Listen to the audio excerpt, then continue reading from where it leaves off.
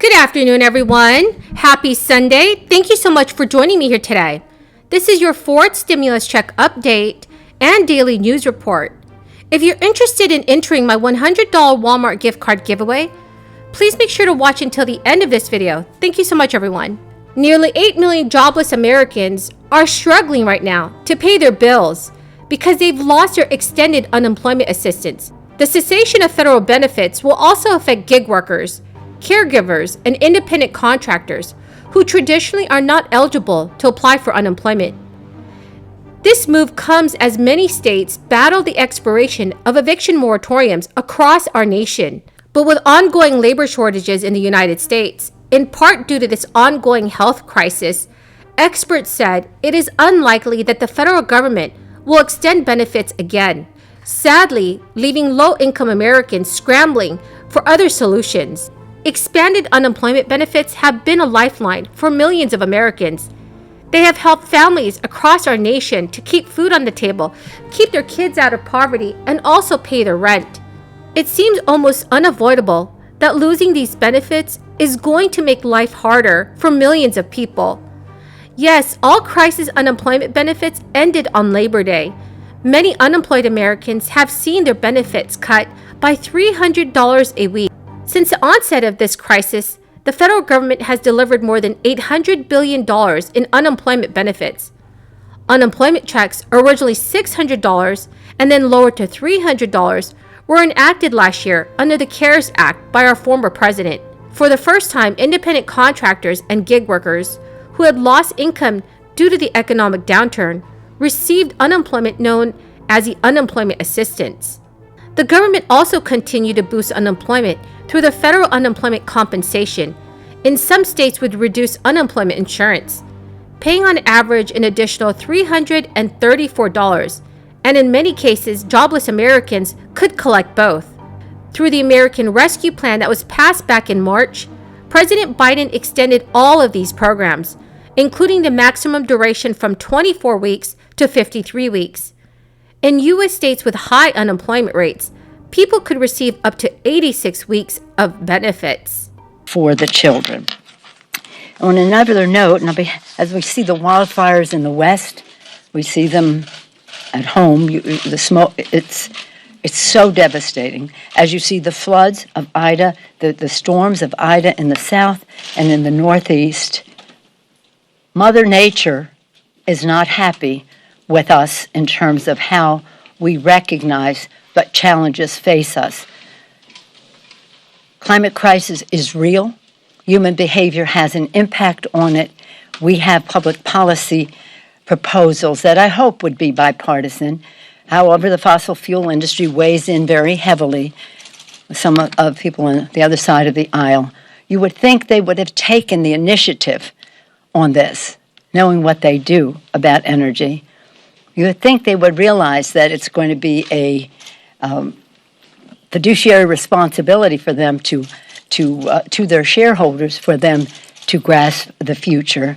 Let's hope that that will become the case as more public awareness exists as to what our possibilities are. So I just wanted to, as you know, when I was speaker before, maybe you don't know, that was my flagship issue, climate.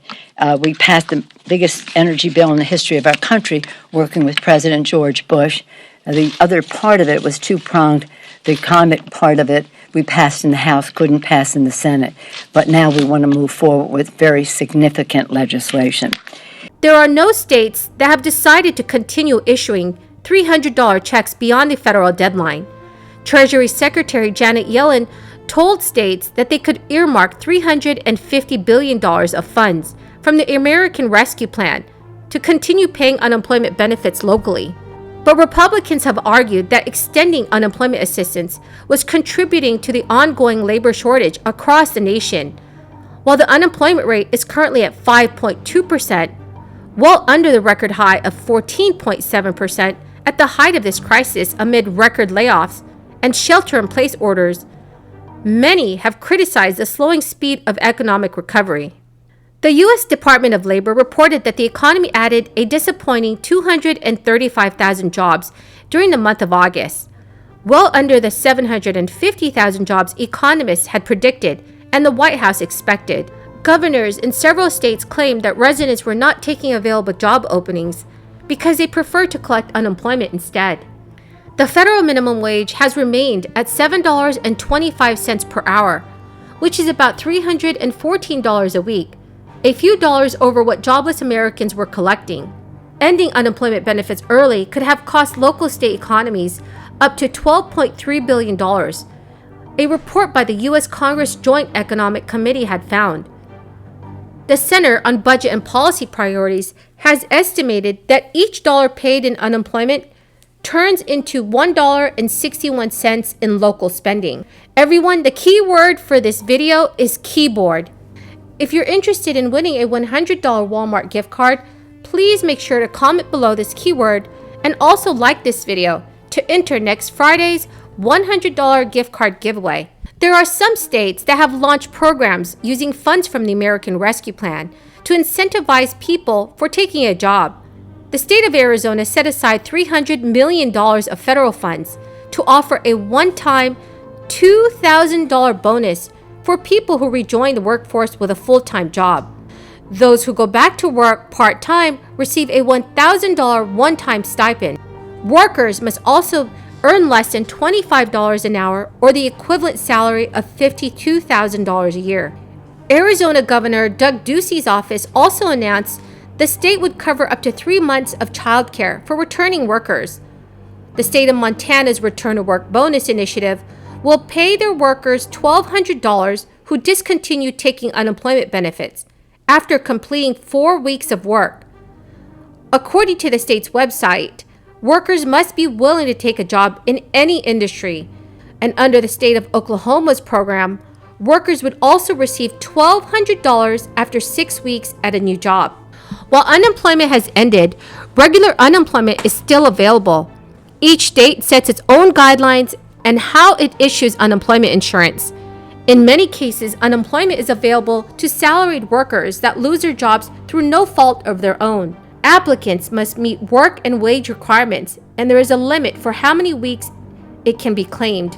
As crisis benefits end, the Senior Citizens League has made a petition for Congress to issue a $1,400 stimulus check to all Social Security recipients only. In 2021, while Social Security benefits only increased by 1.3%, raising the average benefit by about $20 a month, 86% of Social Security recipients surveyed stated that their expenses increased by more than that.